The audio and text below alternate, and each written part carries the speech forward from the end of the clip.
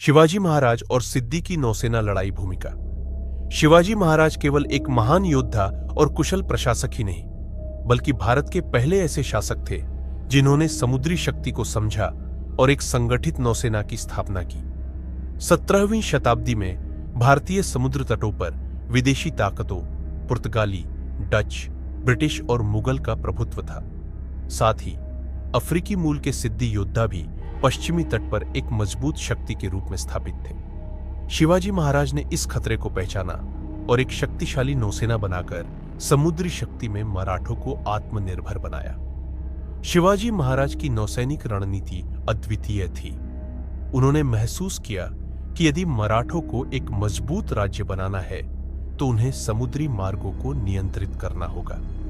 उन्होंने पश्चिमी तट पर कई महत्वपूर्ण जलदुर्गों का निर्माण किया, जिनमें सिंधुदुर्ग, विजयदुर्ग, सुवर्णदुर्ग और अंडावा प्रमुख थे।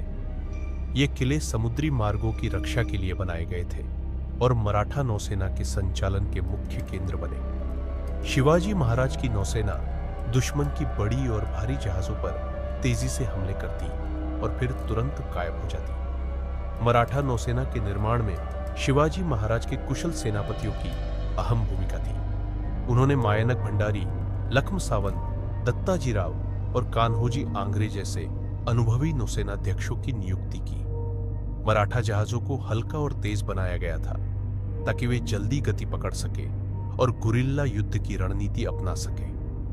इन जहाजों में प्रमुख रूप से गुराब, पाल और गलबत शामिल थे, जो दुश्मन जहाजों को घेरने और उन पर अचानक हमला करने के लिए इस्तेमाल किए जाते थे।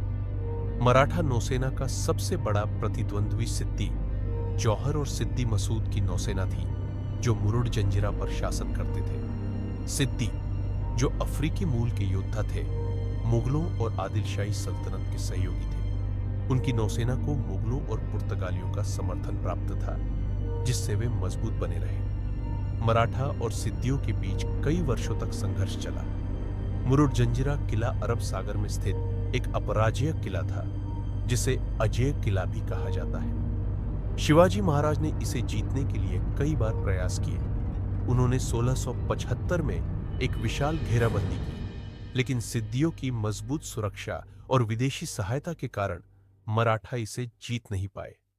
शिवाजी महाराज ने एक और रणनीति अपनाई और जंजिरा के पास एक नया किला पद्मदुर्ग, कलाइंजिरा बनवाया, जिससे इस क्षेत्र में मराठों की पकड़ मजबूत हो सके। शिवाजी महाराज की गुरिल्ला युद्ध नीति केवल भूमि तक ही सीमित नहीं थी, बल्कि इसे उन्होंने समुद्र में भी बखूबी लागू किया। उनकी नौसेना छोटे लेकिन तेज जहाजों का उपयोग करती थी, जो दुश्मन की बड़ी और धीमी नौकाओं के लिए परेशानी का कारण बनते थे।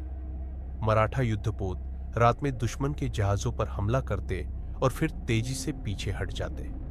शिवाजी महाराज द्वारा स्थापित नौसेना आगे चलकर मराठा साम्राज्य की रीढ़ बनी।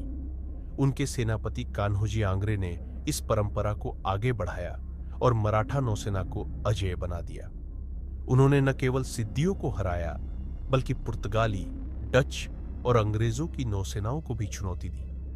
मराठों की समुद्री शक्ति इतनी प्रभावशाली थी कि अंग्रेजों को उनसे संधि करनी पड़ी। शिवाजी महाराज की नौसेना केवल उनकी वीरता और दूरदृष्टि का प्रमाण नहीं थी, बल्कि यह भारतीय समुद्री शक्ति के पुनरुत्थान की शुरुआत थी। उनकी रणनीति ने मराठों को विदेशी शक्तियों से टकराने की क्षमता दी और उनकी नौसैनिक नीति ने भविष्य में भारतीय नौसेना को प्रेरणा दी।